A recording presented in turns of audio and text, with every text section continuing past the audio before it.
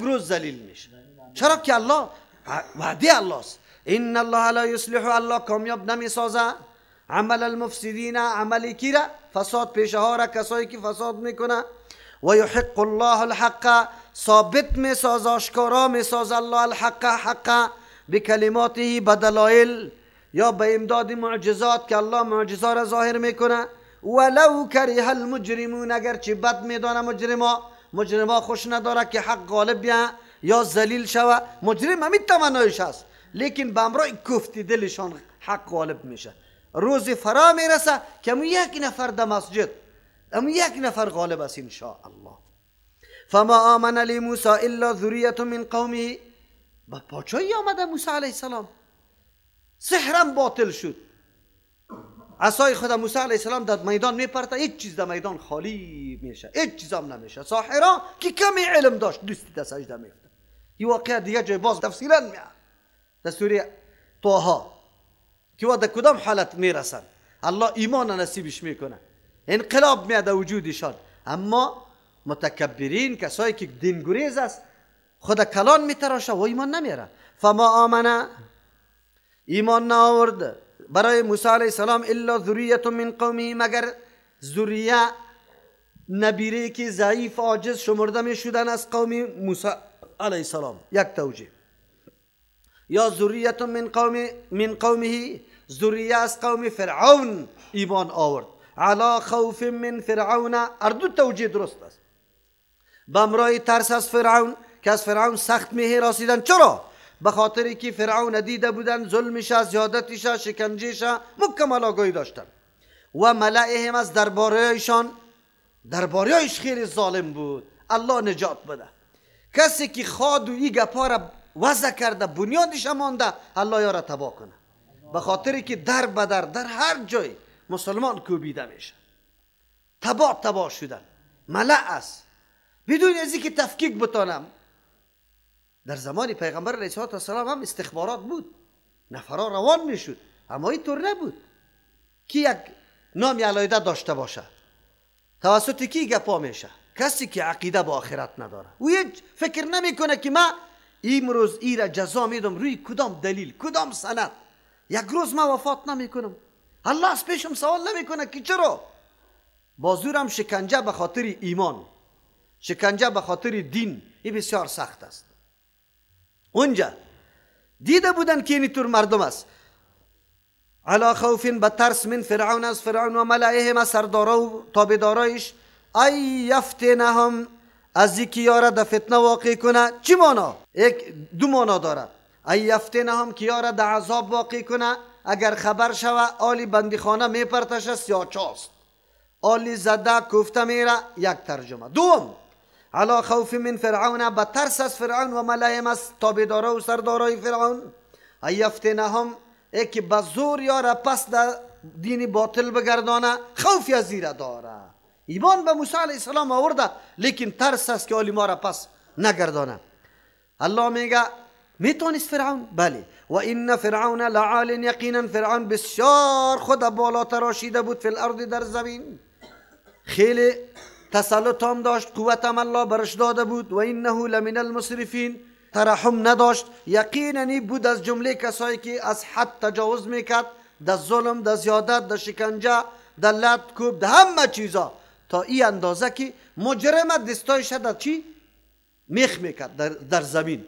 و فرعون ذل اوتاد، اوتاد جمعی وتد میخ میگه. یک ترجمه از او اوتاد ایمانا که پایه های حکمتش خیلی محکم و استوار بود، ایمان هم داره. لیکن یک مانایش است که نه، کسایی که به نزد از او جانی معلوم میشد، او را کوکن میخ میکرد، بعد از او لط میکرد که هیچ خود شور داده نتانه. که با تاسف امروز در دنیا امی حالات سری کیسته؟ سری مسلمان ها در جای دست بسته میشه، بعد از او سگای اعلام میشه، دست بسته میشه، مار اعلام میشه، دست بسته میشه، درد داده میشه، دست بسته میشه، زده میشه. کلیپا را شما میبینی. اون امو حالاتی است، امو حالات سابقه که در تاریخ سابقه ظلم سری مسلمان بود، امروز هم است. اوی از دست خودشان. چرا؟ به خاطری که رای کتاب الله و سنت رسول الله را ترک کرده. قوم پرستی، وطن پرستی، نجات پرستی، انتهایش مذهب پرستی، طریقه پرستی. اینمی پرستی ها شروع کردن تبا شدن جدا جدا. الله مو حالت سرش آورده.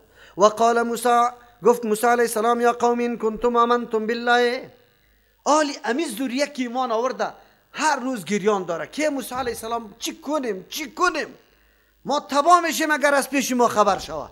موسی علیه السلام تربیت میکنه، درس است برای ما. چه رقم درس است؟ این تو روز نیست که ما از یک ناحیه برم زنگ زده نشوه، یک مشکل به برادرها پیش نشده باشه، در کدام مسجد از نگاه تهدید، از نگاه لعت، از نگاه گپ زدن، این گپا. من یک غم ندارم، ولی اینقدر غما دارم که هیچ پرسان نکن. یقین بکنه و مسلمان واقعا دل آدم درد میکنه. یک آدم به خاطر احیای سنتی رسول الله صلی الله علیه و سلم اقدام میکنه و مردم در مقابلش بخیزه. لیکن ما چی توصیه داریم؟ امو توصیه را دارم که موسی علیه السلام کرده. موسی علیه السلام توصیه میکرد، امی توصیه را رسول الله صلی الله علیه و سلم به صحابه کرام که مسلمان شده بودند و زیر شکنجه ها قرار داشتند امی توصیه را کرده بود. این کنتم آمنتم بالله، قومی ما اگر ایمان به الله آورده، ایمان به الله تقاضا میکنه، فعلیه توکلوا، کل امورتان به الله بسپاره، دعا بکنی از الله برای خود کامیابی طلب بکنی. توکل امیر میگه که اسباب ظاهری را در کار پرت و تدابیرش بگی، اما نگو که اینی اسباب مؤثر است. نه، اعتماد سری کی بکن؟ الله متعال بکن. این کنتم مسلمین، اگر واقعا شما خود تسلیم به الله کرده، تسلیم به الله امیر میگه که امور خود به کی حواله میکنه؟ به الله. الله کارساز است، الله کار جور میکنه.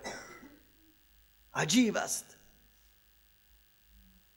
دو دانه صحابی ابو جندل و رفیقش گریخته میاد صلح حدیبیه که امضا شده صلح. و چی رقم امضا شده؟ کافر اگر مسلمان شود پس در دست کافر باید داده شود. او دو صحابی میاد و پشت سرش نفر میره سکینه، دو نفری ما گریخته. پیغمبر اسلام چی میکنه؟ تسلیم به کفار میکنه و میگه یا رسول الله ما را تباه میکنه، تو ما را پس تسلیم میکنی؟ میگه نه، صبر بکنی، توکل به کی بکنی؟ الله. الله روز زیرا میاد که شما را نجات میده. ولی در اول همیطور حالت ضعف در کل تاریخ سری حق پرستا همیطور حالت ضعف آمده. فقالوا علی الله توکلنا، نگفتن که ما کم هستیم، وسایل نداریم، از پیش ما خبر میشه، چاره نداریم، این نداریم. بانه آنه نمیکرد و مؤمن مخلص بود. دستوری پیغمبر برش بود که توکل به الله کنه. اقرار کردن. فقالوا، گفتن علی الله توکلنا، خاص بالای الله اعتماد ماست، اموری خدا به الله سپردیم، دعا میکنیم. چه رقم دعا میکنه؟ کدام دعا را میکنه؟ ربنا، پروردگار، لا تجعلنا، ما را نگردانی، فتنة، تختی مشق یا تختی امتحان، للقوم الظالمین، برای قوم ظالم، یکی کل زور آزمایی خدا سر ما بکنه، کل زوری خدا سر ما آزمایش کنه. این طور حالت سر ما نبیاری. مسلمان ها در هر جای در تکلیف است، در هر تاریخ.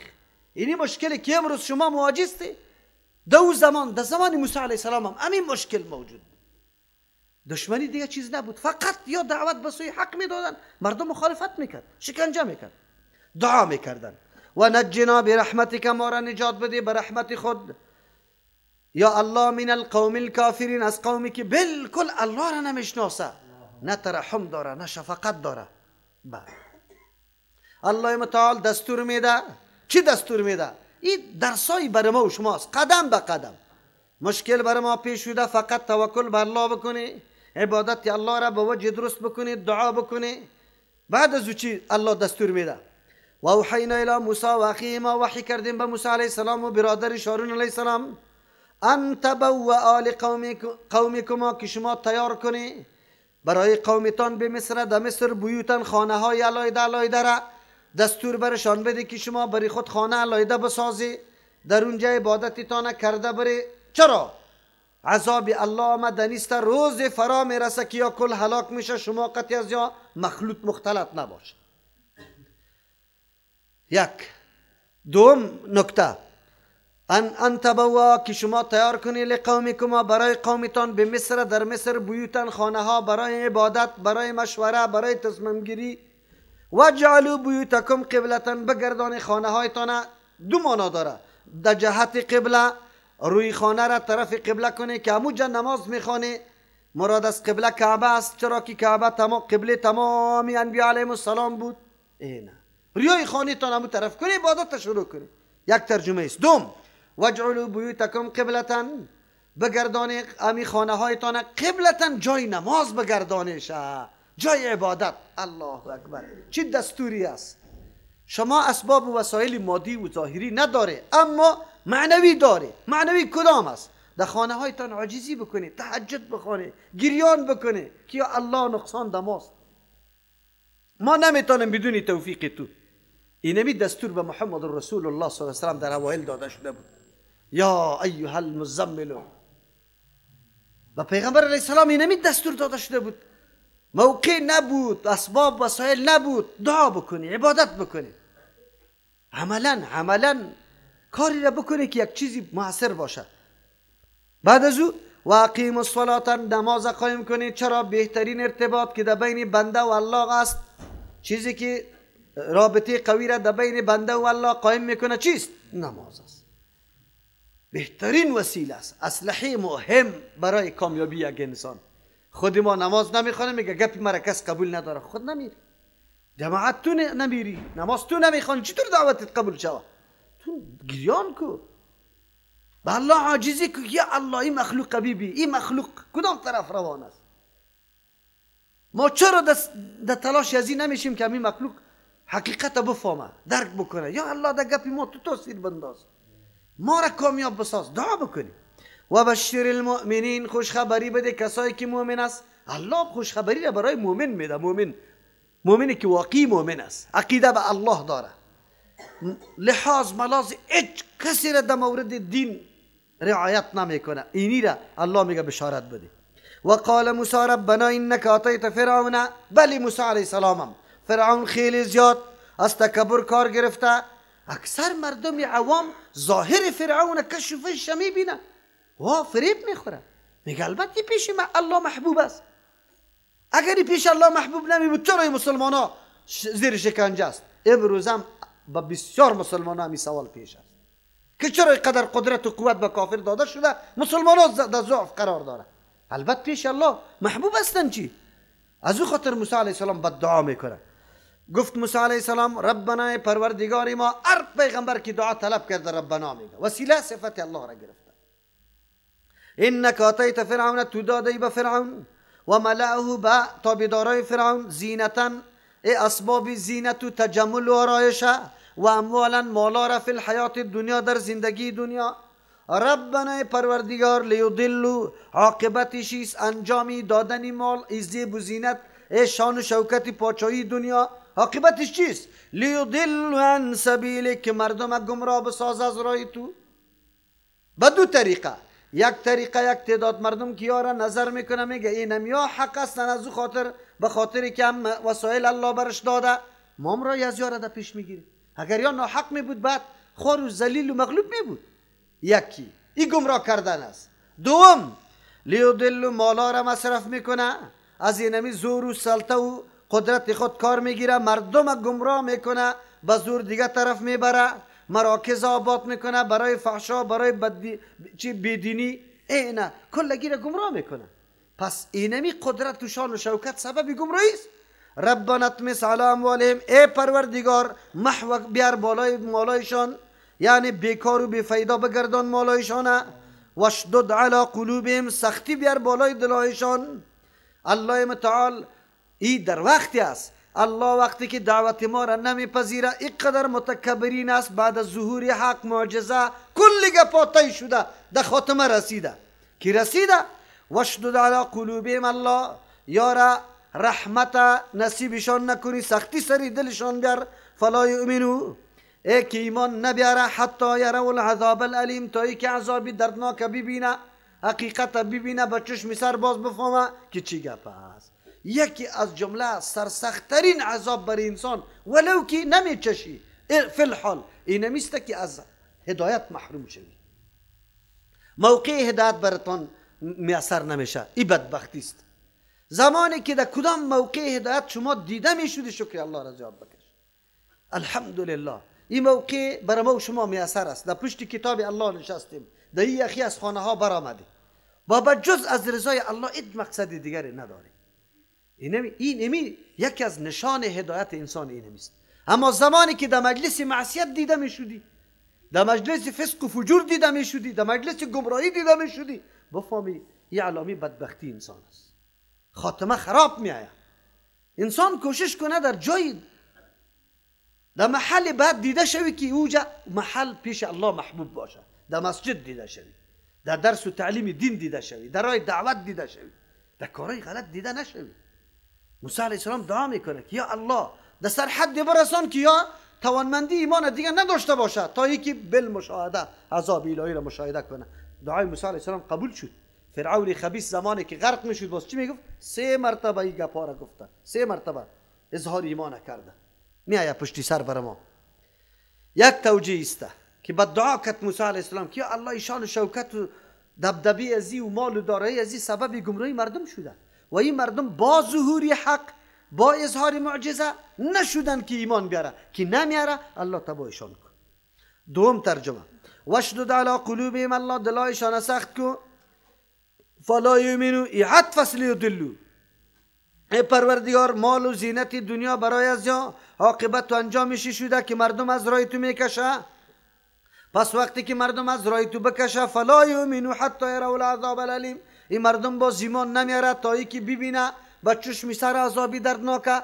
تا او وقت بازی آماده به ایمان آوردن نمیشه. چرا نمیشه؟ گوش نمیگیره گپاره. آنقدر مردم مادیات پرست میشه که پرسان نکن. حالی مادیات پرستی در کدام حد رسیده؟ این دنیای غرب اموتور نامده. دنیای غرب کاری خدا کرد. دنیای غرب خوب کاری خدا کرده. چطور کاری خدا کرده؟ ما را آنقدر دنیا محبین و عاشقای دنیا جور کرده که پرسان نکن. حالی از هر چیز تیر هستیم در مقابل دنیا. از ناموس تیر هستیم، از دین تیر هستیم، از مردم باز هزارها میکشیم به خاطر چی؟ پول و پیسه مادیات. کاری خدا کرد.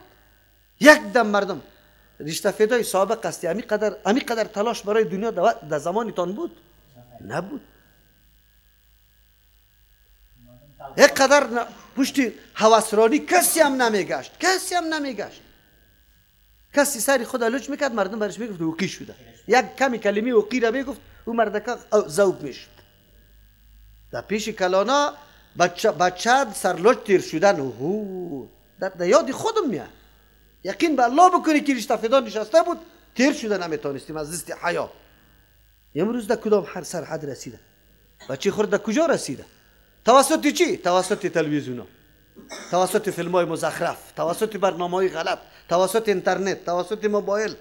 در کدام سرحد مردم بی حیا ساخته؟ کدام سرحد رسانده؟ این کاراست. موسی علیه السلام به دعا کرد که مردم سبب بدبختی مردم میشه. گمراه میکنه مردم، مصرف میکنه در مردم، مراکز جور میکنه مردم دیگه طرف.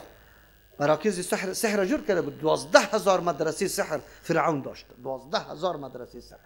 هر کس هر پاچا که بیایه مطابق مفکوری خود اونمو شوی فکر خود ترویج میده، اونمو را زیاد کرده رویسته. هر کس مطابق فکر خود. آلی فرعون همو کار میکرد. قال قد اجیبت دعوتکم، الله متعال میگه یقینا قبول کرده شد دعای شما. اینجا هارون علیه السلام دعا نکرده، آمین گفته. از او خاطر آمین گوی مثل که دعا کننده باشه. از این آیت اکثر دلیل میگیره سیکو اینه در قرآن آمده دعا با آیت اجتماعی. جناب محترم یکی آیت عام است. بله ما این میالی بعد از ختم قرآن دعا میکنیم شما آمین میگی هیچ پروا نداره. خاص نکردیم ما ایره، سنت نمیدانیم. اما کدام عمله که پیغمبر علیه السلام نکرده و تو انجام میدی از خود میکشی. کلی نماز خلاص میشه، پیغمبر کلی کارا را راهنمایی میکنه برای مقتدیا. این کارا بکنی، این کارا بکنی. در مسلم شریف حدیثات می موضوع است. فاذا کبر فکبر و اذا رکع فرکع و اذا چیز سجد فسجد. کلی گپا برای ما میگه. چرا نمیگه اذا سلم فدعو؟ سلام دار مولا شما دعا کنی. چرا امیر نمیگه برای ما؟ دین خوی تو نیست، پیغمبر برای ما تعلیم میده. فاستقیما، الله متعال میگه دعایتان قبول کرده شده. فاستقیما، بله این گپ همونطور عادی نیست که زود تیکه حل شود، دشمنایتان مکمل از بین بره، خیر و خلاص شود. نه، فاستقیما شما محکم و پخته شوی، استقامت اختیار کنی. فاستقیما برابر در راهتان باشه، کجی کوری دیتان نبیه، انحراف نبیه، تمایل نبیه. در راه مستقیم استاد شدن این بسیار سخت گپ است. پیغمبر علیه السلام چرا موی سفید که دیده شد سرش از پیش سوال شد که چرا موی سفید شد؟ گفت مرا شیبتنی هود. سوره هود مرا چی کرده؟